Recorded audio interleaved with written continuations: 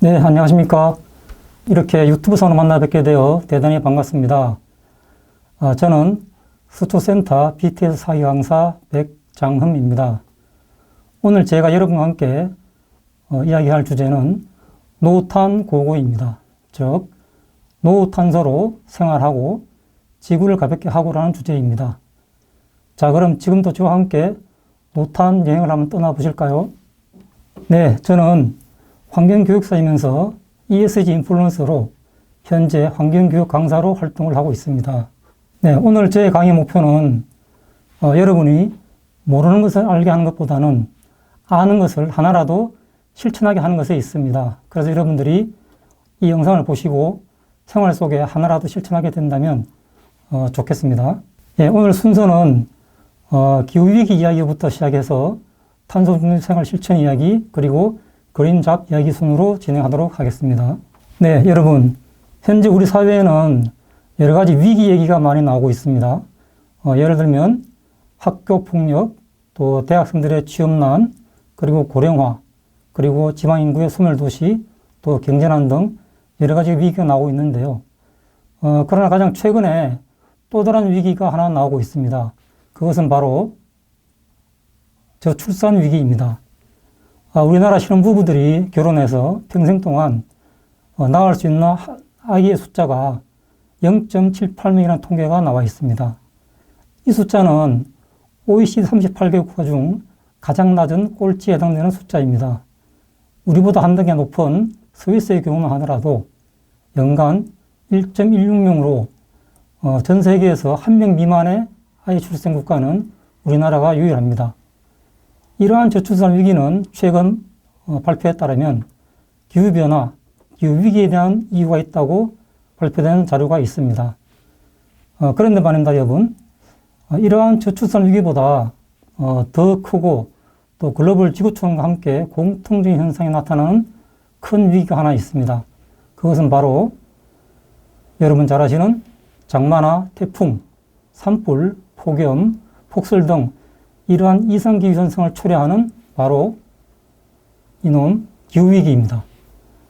여러분, 기후위기에 대한 이야기와 함께 오늘의 주제인 탄소 중립을 발생하는 관리에 대해서 한번 얘기를 나눠보도록 하겠습니다. 자, 여러분, 제가 사진 한 장을 가지고 왔습니다. 이 사진 보시면 작년 3월 달에 봄에 전남 구례군 산수유 마을입니다. 앞산에 보시면은 산수유가 화창하게 피었음을 볼 수가 있고 많은 등산객들이 와서 보고 있습니다. 자, 그런데 여러분 잘 보시면 마을 앞에는 산수가 피어 있지만 마을 뒷산에는 눈이 내리고 있습니다. 자, 이 사진을 보고 저는 우리나라에도 봄과 겨울이 공존하는 시대가 드디어 왔다고 느꼈습니다. 여러분은 어떻게 생각하십니까? 과거 우리나라에는 봄과 여름, 가을과 겨울 4계절이 뚜렷하고 특히 겨울에는 사만사온 현상으로 전형적인 표준 날씨였습니다. 그러나 지금은 이렇게 봄과 겨울이 공존하는 그러한 시기에 와 있는 것입니다. 자, 또 하나 제가 여러분께 알려드릴 내용이 하나 있습니다. 그것은 바로 이러한 기후변화, 기후위기로 우리나라에서 발표된 노래 중에 가사가 바뀐 노래가 하나 있습니다. 혹시 여러분 아십니까? 한번 맞춰보시기 바랍니다. 네, 맞습니다, 여러분. 바로 82년도에 발표되었고 2012년도에 바뀐 노래인데요. 이곳을 기념하는 날이 바로 10월 25일입니다.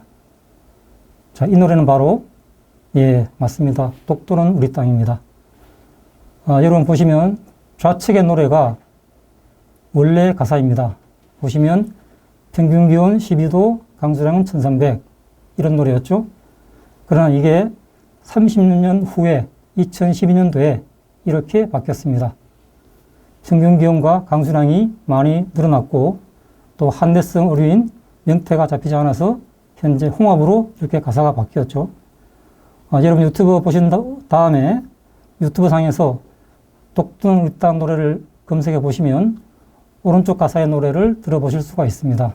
이렇게 우리 가요에도 기후변화, 기후위기로 가사가 바뀌었다는 것을 알 수가 있습니다. 자, 여러분 현재 내시는 세금 중에 혹시 기후세금 납부하고 계십니까? 네, 여러분 집에 돌아가셔서 한번 확인해 보시기 바랍니다. 바로 여러분이 내시는 전기세에 바로 기후환경세가 있습니다. 현재 기후환경세는 킬로와트당 9원 정도에 납부하고 있는데요. 이 세금이 매년 인상되고 있다고 합니다. 여러분이 앞으로 전기세 고지서를 보시고 나서 이 기후환경세가 얼마나 많이 인상되는지 한번 유심히 살펴보시기를 추천드립니다. 자, 그럼 본격적으로 날씨와 기후부터 시작해서 기후위기 이야기를 한번 시작해 보도록 하겠습니다. 자, 여러분, 날씨와 기후 정확하게 구별할 수 있나요? 네, 날씨는 그날그날의 기온, 바람, 강우량 등을 얘기하고요. 기후는 약 30년간 장기간에 걸친 특정 지역의 평균적인 대기 상태를 말합니다. 따라서 이것을 우리 사람으로 얘기하면 날씨는 그 사람의 하루하루의 기분이 될 수가 있고요. 기후는 그 사람의 품성입니다. 따라서 사람의 품성이 바뀌면은 그만큼 위험하다고 볼 수가 있는 것이죠. 자, 이러한 기후위기가 어디에서 발생하느냐? 그것은 바로 지구온난화입니다. 그림에서 보듯이 우리 인간 활동으로 온실가스 배출이 증가하고 이로 인해서 대기 중에 축적이 되면서 태양에너지가 밖으로 빠져나가지 못해서 발생하는 지구온도 상승을 바로 지구온난화라 합니다. 이러한 지구온난화 때문에 기후위기가 초래했다고 볼 수가 있습니다. 자, 이러한 기후위기의 원인은 보시듯이 우리 인간의 활동입니다. 그 중에서 우리 인간들이 무언가를 만들고 또 전기를 생산하고 또 무언가를 기르고 어딘가로 이동하고 이런 활동들에서 탄소가 배출하고 지구온난화가 나타나게 되는 것입니다. 자, 이런 지구온난화를 일으키는 6가지 물질이 있는데요. 이게 이산화탄소부터 시작해서 메탄, 아산화질소 등 6가지 물질입니다. 자, 이러한 온실가스는 6가지로 되어 있지만 이 중에서 가장 큰 비중이 바로 CO2 이산화탄소입니다. 그래서 정확하게 용어를 말씀드리면 6가지에 대한 물질을 관리하면 넷째로가 되는 것이고요. 그 중에서 CO2 이산화탄소를 관리하면 그게 바로 탄소 중립이 되는 것입니다. 그럼 요즘은 탄소 중립과 넷째로를 같은 개념으로 쓰는 것이 많기 때문에 이 강의에서도 같은 개념으로 설명을 드리겠습니다. 과거 수천 년 동안 지구상의 CO2 이산화탄소 농도는 350 ppm 미만이었습니다. 그러나 지금 현재는 이게 거의 420을 넘어서 430 ppm에 육박하고 있습니다. 이러한 농도를 낮추는 게 가장 큰 급선무가 되고 있습니다. 관련해서 여러 국가별로 한번 살펴보면 개별 국가별로는 중국이 가장 많은 온실가스를 배출하고 있고 그 다음 미국, 인도 순입니다. 자, 여러분, 우리나라는 과연 몇 위일까요? 예, 전 세계 국가 중 바로 11위에 해당하는 다배출 국가입니다. 특히 OECD 국가 중에서는 5위에 차지하는 많은 배출을 하고 있는 나라 중에 하나죠. 우리나라의 상태를 보면 세계 평균과 비교했을 때 훨씬 더 많은 온난화의 상승폭이 높습니다. 예를 들면 연평균 온도만 하더라도 세계 평균 1.09도인데 우리나라는 1.6도 육박하고 있습니다. 그만큼 우리나라가 온실가스를 많이 배출하고 있다는 것을 알 수가 있는 것이죠. 자, 이러한 기후위기에 따른 이상기후 현상은 어느 한 국가만 일어나는 게 아니라 전 세계적으로 공통적인 현상입니다.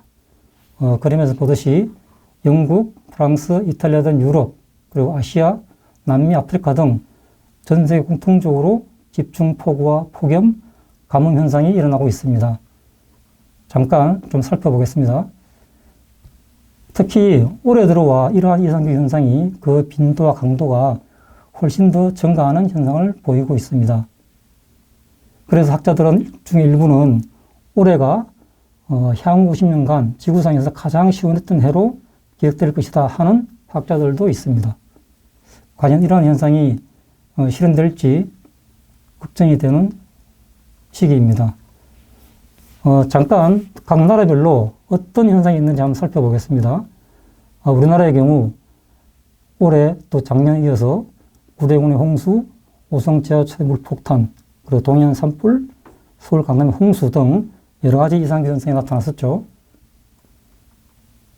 특히 따뜻한 지방에서 재배되는 사과 같은 경우에는 경상도 지방의 면적이 점점 줄어들고 있고 강원도가 점점 늘어나고 있습니다. 즉 추운 지방에 갈수록 이제 사과가 많이 재배되는 이러한 현상인 것이죠. 앞으로 몇 년이 지나면 향후 우리나라의 사과 재배 면적은 북쪽 지방에서만 아마 재배될 날이 올 수도 있습니다. 잠깐 눈을 돌려서 북쪽으로 한번 가보겠습니다. 러시아 땅 시베리아는 영구 동토층입니다. 근데 보시는 바와 같이 동토층에 녹아서 이렇게 수킬로 정도 땅이 꺼지고 있습니다. 이러한 땅 꺼짐 때문에 가장 위험 요인은 무엇이 있는가 하면 동토층에 묻혀있던 박테리아들이 나타나기 때문에 이것이 코로나19 이후에 다시 한번 또 전 세계로 퍼질 수 있는 그러한 위험성이 있다고 보겠습니다. 자, 알프스의 경우 빙하가 점점 녹고 있습니다. 보시는 바와 같이 이 빙하 녹는 것을 방지하기 위해서 하얀 천으로 이렇게 덮어 놓았는데요. 이것도 무색하게 점점 빙하가 녹아내리고 있습니다. 이러한 빙하 녹아내린 현상 때문에 전 세계 바다의 해수면이 점점 올라가고 있는 것이죠. 유럽으로 잠깐 가보겠습니다. 프랑스의 경우에 대형 산불이 일어나서 전 세계 중에서도 가장 높은 인명 피해가 나타난 바가 있고, 영국은 1650년대 이후에 최초로 온도가 40도를 넘어갔다고 합니다. 자, 작년 파키스탄 잠깐 보겠습니다. 파키스탄은 기후변화에 따른 폭우와 장마로 국토의 3분의 1이 물에 잠기는 현상이 발생했습니다. 자, 이때 파키스탄에서는 기후변화에 책임 있는 전 세계 선진국이 우리나라를 책임져라 하는 말까지 나왔고, 거기에 우리 대한민국도 포함되어 있다고 할 수가 있습니다. 자, 잠깐 태평양 쪽으로 가보겠습니다.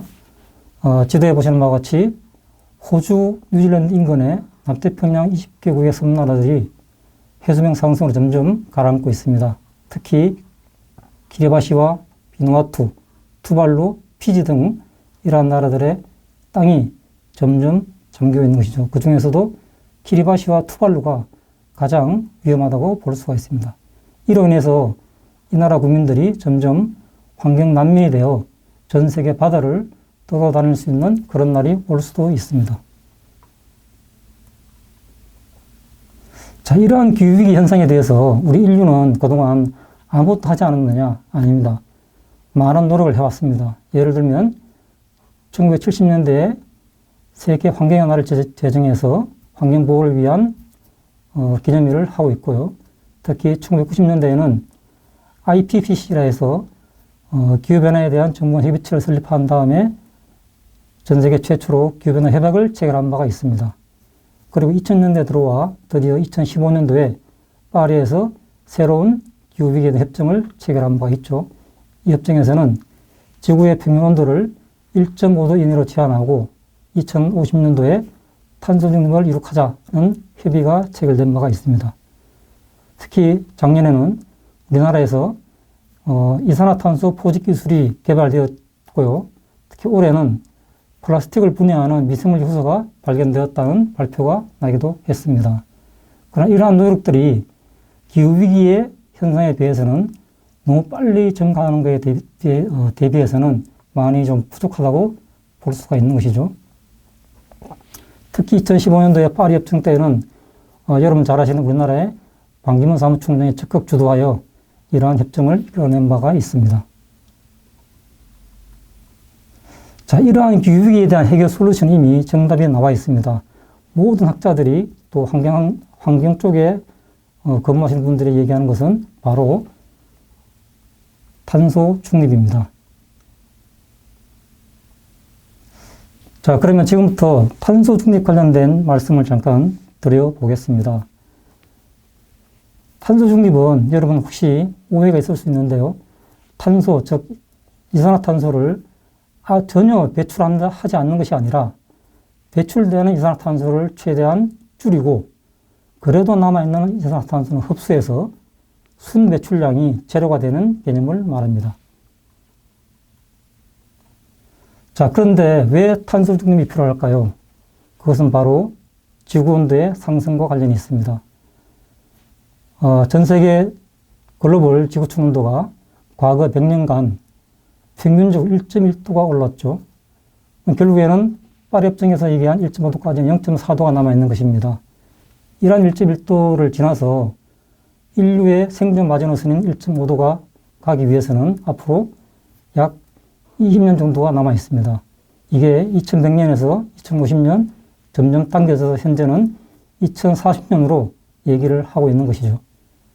이러한 1.5도에 도달하기 전에 그걸 막기 위한 여러 가지 활동들을 현재 하고 있는 것입니다. 이러한 탄소 중립은 크게 두 가지가 있습니다. 하나는 탄소 배출을 줄이는 것이고요. 또 하나는 탄소를 최대한 흡수하는 것입니다. 그 방법상으로 줄이는 방법에서는 여러 가지 생활 속의 실천 가이드가 있고요. 그 다음에 관련해서 플라스틱의 분리배출, 3R 이런 방법이 있습니다. 탄소 흡수는 나무 심기와 도시숲 같은 나무와 관련된 방법이 있습니다. 그럼 지금부터는 그 방법에 대해서 한번 살펴보도록 하겠습니다. 최근 환경부에서는 우리나라 국민들을 위해서 탄소 중립을 위한 가이드를 발행했는데요. 이 가이드는 환경부 홈페이지에서 다운받아 확인해 볼 수가 있습니다. 이 가이드를 보시면 여러분 각 가정에서 할 수 있는 실천 내용과 또 각 기업체 그리고 각급 학교에서 할 수 있는 이러한 활동들이 있습니다. 자, 이 중에서 저는 여러분에게 탄소 중립 관련된 생활 속의 실천 8가지 방법을 제안 드립니다. 자, 첫 번째는 냉담막 온도 조절입니다. 냉담막 온도를 1도 조정할 경우에 연간 110kg의 CO2를 줄일 수 있다고 합니다. 자, 두 번째 방법은 절전형 전등입니다. 여러분 가정에 있는 백열등을 형광등 또는 LED로 교체할 경우에 연간 17kg의 CO2를 줄일 수 있다고 합니다. 세 번째는 가전제품의 플러그를 꼽아두는 것입니다. 여러분 가정에 전자제품을 쓰고 전원 오프했을 때 전력이 흐르는데요. 그 전력이 바로 대기전력입니다.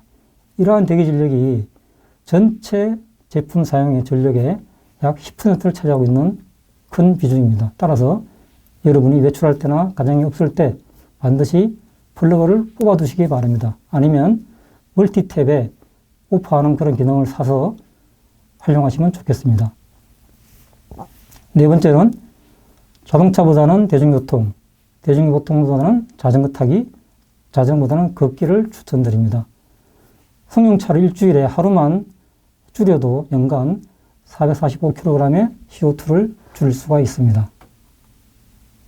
자, 다섯 번째는 장바구니 애용입니다. 아마 여러분들이 많이 실천하시는 내용 같은데요. 특히 일회용 문제 같은 경우는 연간 분해되는데 최소 100년 이상이 걸린다고 합니다. 따라서 이러한 장바구니 애용할수록 연간 188kg의 CO2를 줄일 수가 있습니다. 자, 여섯 번째는 환경마커 상품을 구매하는 것입니다. 이러한 상품 사용으로 연간 350kg의 CO2를 줄일 수가 있는데요. 이 중에서는 환경마커라든지 에너지 고효율 제품을 구매하시면 좋겠습니다. 자, 일곱 번째는 샤워 시간을 줄이고 빨래는 가능하면 모아서 하는 것입니다. 특히 샤워 시간을 1시간 1분 줄이면 가구당 연간 4.3kg의 CO2를 줄일 수가 있습니다. 또한 빨래를 모아서 하면 가구당 연간 14kg의 CO2를 줄일 수가 있습니다. 특히 빨래의 경우에는 거기서 나오는 물에 미세 플라스틱이 있기 때문에 가능하면 빨래는 모아서 하는 것이 좋다고 볼 수가 있습니다.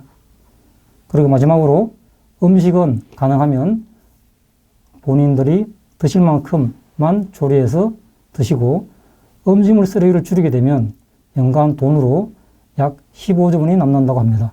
따라서 이러한 8가지 중에서 제가 추천드리는 방법은 특히 세 번째 가전제품 플러그 뽑기, 그리고 네 번째 자전거 타기와 걷기, 그리고 여섯 번째 친환경 상품 구매하기입니다.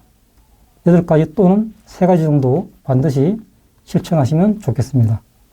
자, 탄소 배출과 감소와 함께 또 하나의 중요한 것은 플라스틱 줄이기인데요. 자, 여러분, 플라스틱은 출생의 비밀이 하나 있습니다. 혹시 아시는 분 계실까요? 동물과 스포츠와 관련이 있습니다. 네, 바로 코끼리와 당구입니다. 여러분, 예전에 1800년대에는 당구공의 원료가 코끼리의 상아였습니다. 그런데 상아를 만들기 위해서 코끼리를 무차별하게 살상을 하기 때문에 이러한 걸 방지하기 위해서 미국의 한 회사에서 당구공 원료를 대체할 물질을 찾았고, 그것이 바로 1870년대 천연 고무가 발생이 되었고요. 한 40년 후에 드디어 플라스틱 원조인 합성수지가 개발이 되었습니다. 그런데 현재 플라스틱은 우리 인류가 발명한 최고의 걸작품 중 하나인데요. 현재는 인류의 생명을 위협하는 유해 제품으로 전락하고 말았습니다. 그 중에 가장 큰 원인은 바로 아까 말씀드렸던 미세 플라스틱 문제입니다. 자, 그럼 잠깐 플라스틱 관련 말씀을 좀 드려보겠습니다. 그린피스 자료에 따르면 우리나라 연간 1인당 플라스틱 소비량은 11.5kg이라고 합니다. 이 수치는 글로벌 선진국들의 5.5kg에 비해서 거의 2배 이상입니다. 그만큼 우리나라 국민들이 플라스틱을 많이 쓰고 있다는 얘기죠. 페트병으로는 연간 96개, 플라스틱 컵으로는 연간 65개, 그리고 비닐봉투는 연간 460개나 쓰고 있다고 합니다. 자, 이러한 플라스틱을 줄이기 위한 방법으로 저는 여러분에게 3R을 추천을 드립니다. 3R은 리듀스 줄이기, 리유즈 재사용, 그리고 리사이클 재활용입니다. 여러분이 제품을 구입할 때 가급적 플라스틱은 줄이고 또 한 번 산 것은 계속적으로 재사용하고 마지막에 버릴 때는 반드시 재활용 가능하도록 분리배출을 해야 합니다. 근데 이게 한 가지 조심할 것은 재활용이 가능한 것은 반드시 분리배출을 해야 되고요. 재활용이 안 되는 것만 종량제 봉투로 버려야만 합니다. 특히 재활용이 안 되는 것들 중에 부피가 작은 것들, 라이터나 칫솔, 볼펜, 또 고무장갑 등 이러한 것들은 재활용이 안 되기 때문에 반드시 종량제 봉투로 버려야 됩니다. 전 세계적으로 이러한 재활용 관련해서 사례가 하나 있는데요. 하나 말씀드리면 남미 베네수엘라에서는 마을의 벽화를 병뚜껑을 재활용해서 이렇게 유명한 관광지로 개발한 바가 있습니다. 여러분이 사시는 우리 서초구에도 이러한 마을 벽화를 꾸밀 수 있다면 좋은 사례가 될 것입니다. 자, 이것은 이 재활용은 제가 쓰는 방법인데요. 여러분 휴지를 다 쓰고 남은 휴지심 있으시죠? 예, 그 휴지심으로 이렇게 옷걸이를 만들 수가 있고 또 집에서 원예 또 작물을 키울 수가 있습니다. 이것은 자라면 그대로 화분에 심으셔도 되고 이 상태 그대로 집에서 작물을 키울 수가 있습니다. 여러분들 이 휴지심에 대한 활용을 좀 하셨으면 좋겠습니다. 최근 플라스틱 줄이기 관련해서 종이컵 빨대에 대한 얘기가 사회적 이슈가 되고 있습니다. 특히 우리나라의 경우에는 연간 약 240억 개, 이게 18년 기준이니까 현재로 하면 300억 개 가까이 되겠죠. 이렇게 많은 종이컵을 쓰고 있는데요. 이러한 탄소 배출을 따져보면 약 1억 6천만 정도 킬로그램이 됩니다. 이것은 자동차 6만 2천 대를 운영할 수 있는 그러한 탄소 배출인데 그만큼 이러한 종이컵이나 빨대를 줄이는 노력이 필요합니다. 하지만 현재 환경부에서는 종이컵과 빨대를 또 사용기한을 무기한 연기하고 또 카페 등에서 사용 가능하도록 이렇게 제재를 풀었는데 이러한 제재가 다시 한번 사회적 공감대를 만들어서 적정 수준을 규제하는 정도가 필요하다고 볼 수가 있겠습니다. 또 하나 플라스틱 줄이기 관련해서 제가 말씀드리고 싶은 것은 바로 슬로우 패션입니다. 현재 전 세계에서 옷에 대한 얘기가 많이 나오고 있는데요. 연간 약 1000억 개 정도가 생산이 되고 그 중에 330억 개가 버려진다고 합니다. 사진에서 보듯이 이러한 의류에 대한 문제가 가장 심각한 것은 해외에서는 소들이 먹이 대신에 폐의류에 와서 이렇게 먹이 대신에 먹고 있는 현상을 볼 수가 있는데요. 이러한 슬로우 패션은 가장 최근에 플라스틱 줄이기 운동 중에 하나로 많이 활용이 되고 있어서 여러분들도 이제 계절에 따라서 옷을 금방 사고 버리고 하는 것보다는 옷을 하나 사면 가능하면 오래 입고 또 재활용할 수 있도록 이렇게 하면 좋겠습니다. 예전 제 기억으로 우리나라 학교에 교복을 물려입게 하는 운동이 일어난 적이 있었는데요. 그것이 바로 이 슬로우 패션의 좋은 사례라고 볼 수가 있겠습니다.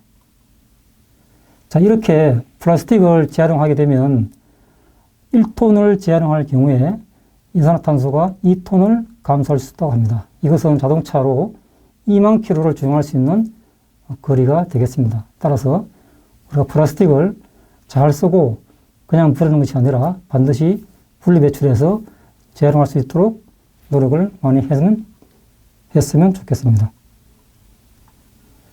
자, 또 하나 탄소 배출과 함께 탄소 흡수가에 대한 얘기가 많이 있는데요. 그 중에 가장 중요한 것은 나무 관련된 얘기를 좀 드려볼까 합니다.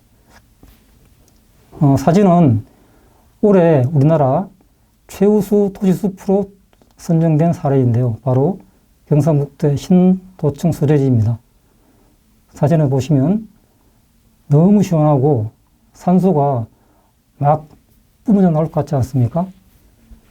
위에 있는 사진은 전라남도 광양시의 사례입니다. 이러한 도시숲이 우리 수초구에도 많이 생겼으면 좋겠습니다. 자, 여러분, 나무 심기와 함께 제가 알려드릴 해외 사례가 하나 있습니다. 바로 필리핀인데요. 필리핀에서는 환경을 위한 졸업유산법이라 해서 이러한 법이 시행되고 있는데 이 법에 따르면 학생 1인당 10그루씩, 즉 초등학교, 중학교, 대학 졸업할 때까지 총 40그루를 심어야지 졸업이 가능하다고 합니다. 필리핀도 과거에 우리나라처럼 벌목이 많아서 나무들이 다 사라졌는데요. 이 법 시행으로 인해서 현재는 나무가 많이 산에 심어져서 녹화 사업이 잘 활용되었다고 합니다. 이 사례는 전 세계에서 유일하게 잘된 사례 중 하나로 많이 얘기가 되고 있습니다. 그럼 잠깐 영상을 한번 보도록 하겠습니다.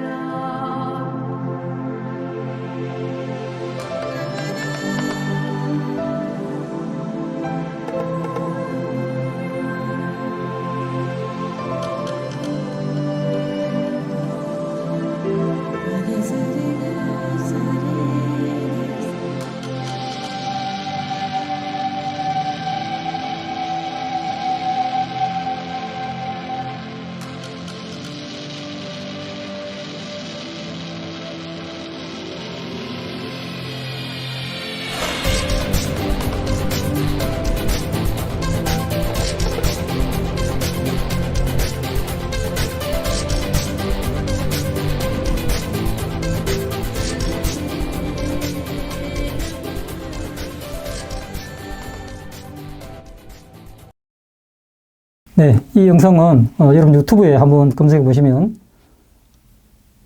볼 수가 있습니다. 자, 필리핀에서는 아까 말씀드린 대로 환경 정책을 좀 강하게 시행하고 있는 국가 중 하나입니다. 그 원인은 필리핀도 세계 여러 나라처럼 심각한 환경 문제가 발생했었고, 이러한 환경 문제를 극복하기 위해서 새로운 법을 시행했던 것이죠. 한동안 벌채를 통해서 산림의 20%까지 줄어든 이러한 사례가 있었고, 그래서 이러한 법규를 제정해서 시행하게 되었습니다. 또한 일회용품 사용량 많은 규제를 하고 있는 것이죠. 그리고 플라스틱 사용 금지, 또 재활용 정책이 활발하게 이용되고 있습니다.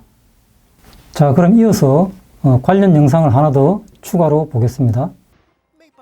필리핀 하원이 그동안 심하게 훼손된 산림을 되살리기 위해 학생들의 졸업 조건으로 1인당 묘목 10그루를 심는 법안을 통과시켰습니다. 환경을 위한 졸업유산법이라는 이 법안은 초등학교부터 대학교까지 모든 학생들이 학교를 졸업하기 전에 10그루의 나무 심기를 의무화하는 내용을 담고 있습니다. 학생들은 지역과 기후, 지형에 따라 토착종 나무를 심어야 하는데요. 앞서 필리핀에서는 지난 한 세기 동안 무분별한 개발로 산림 지역이 70%에서 20%로 크게 줄어든 바 있습니다. 이시각세계였습니다. 자, 여러분 이 영상 보시고 어떤 생각이 드십니까? 저는 개인적으로 우리나라에도 이러한 법이 생겨서 우리나라 학교에 또 운동장에 또 빈 공간에 나무 심기 운동이 확산이 되었으면 좋겠습니다. 자, 그럼 이어서 탄소 흡수의 또 하나의 방법인 내나무 각기의 국내 사례를 한번 보도록 하겠습니다. 자, 우리나라의 경우에 최근 서울시에서는 생명의 숲과 함께 내나무 각기 프로젝트를 협약을 체결했다고 합니다. 이 협약에 따르면 서울의 북서울 꿈의 숲과 월드컵 공원을 지정해서 일정 구역을 만들고 거기에 서울 시민들의 1인당 나무 심기 운동을 벌인다고 합니다. 이 제도가 시행이 되면 내년 상반기 정도 될 것 같은데요. 우리 수초구민들도 적극적인 참가를 하셔서 이 두 곳에 본인 나무를 심기를 추천을 드립니다. 자, 또 하나 내나무 심기 중에 하나가 바로 여러분 가정에 할 수 있는 반려식물입니다. 이 사진은 제가 지난주 저희 지자체 지역 모임에서 참가해서 반려식물을 하나 만들어서 저희 집에 갖다 놓은 것입니다. 이러한 반려식물도 탄소 흡수의 중요한 방법 중에 하나가 되겠습니다. 여러분들도 많이 가정에 반려식물을 길러주시기를 부탁을 드립니다. 자, 그럼 이어서 그린잡 얘기를 한번 해보도록 하겠습니다. 현재 우리나라에는 환경 녹색 관련된 자격이 많이 있습니다. 그 중에서 저는 여러분께 ESG 인플루언서와 ES 전문 강사 그리고 환경 교육사에 대한 자격 말씀을 좀 드릴까 합니다. ESG 인플루언서는 민간 자격이고요. ESG의 환경, 사회, 통경영, 코칭을 할 수 있는 자격입니다. ES 전문 강사는 역시 민간 자격으로 환경과 나눔, 즉 기후환경, 그 다음에 디지털 환경에 강의를 할 수 있는 자격입니다. 자, 세 번째 환경교육사는 국가 자격이고요. 이것은 학교와 사회환경교육의 프로그램을 개발하고 강의할 수 있는 자격입니다. 저는 여러분께 이 민간 자격 또는 국가 자격인 세 가지 자격증을 한번 취득해 보시기를 권해드립니다. 자, 지금까지 저는 여러분께 탄소 배출 감소와 탄소 흡수하는 방법에 대한 사례를 말씀드리고 그 방법을 알아보았습니다. 여러분께서도 혹시 실천한다면 더 활성화시키고 아직 하지 않는다면 보시는 바와 같이 환경선언문을 한번 만들어서 적어도 3개 정도 하나 만들어서 한번 생활 속에서 실천해 보시기를 추천을 드립니다. 기상청에서 발표한 자료에 따르면 우리 서초구의 과거부터 현재까지 또 앞으로 미래의 평균 기온을 전망한 게 있습니다. 보시는 바와 같이 현재대로 우리가 탄소 배출을 했을 때 15도에서 최고 21도까지 올라간다고 합니다. 그렇지만 여러분들이 탄소 배출을 줄이고 탄소 흡수를 늘리게 되면 2100년까지의 미래 온도를 보면 15도 선에서 계속 일정하게 유지가 되고 있습니다. 우리 수초구가 이렇게 15도선으로 계속 유지가 될 수 있도록 탄소 배출 줄이기, 탄소 흡수 늘리기에 적극 동참해 주시면 좋겠습니다. 여러분, 우리 기후위기를 만든 것도 우리 인간이고 또 그로 인해서 기후위기에 처한 것도 우리 인간입니다. 그러나 이러한 기후위기를 우리는 반드시 이길 수 있다고 생각을 합니다. 이러한 기후위기에 대한 대응은 나 하나쯤이 하는 생각보다는 나도 함께 또 먼 미래가 아니라 내일 그리고 내일 마이잡이라는 생각을 가지고 여러분들이 탄소 중립 실천을 생활에 옮긴다면 충분히 이러한 기후위기를 이길 수 있다고 생각을 하고 있습니다. 내년도 오프라인 강의에서 좀 더 자세한 얘기와 함께 재미있는 환경 교육을 통한 실습 체험으로 또 여러분과 함께 만나 뵙기를 기대하겠습니다. 이상 강의 마치겠습니다. 감사합니다.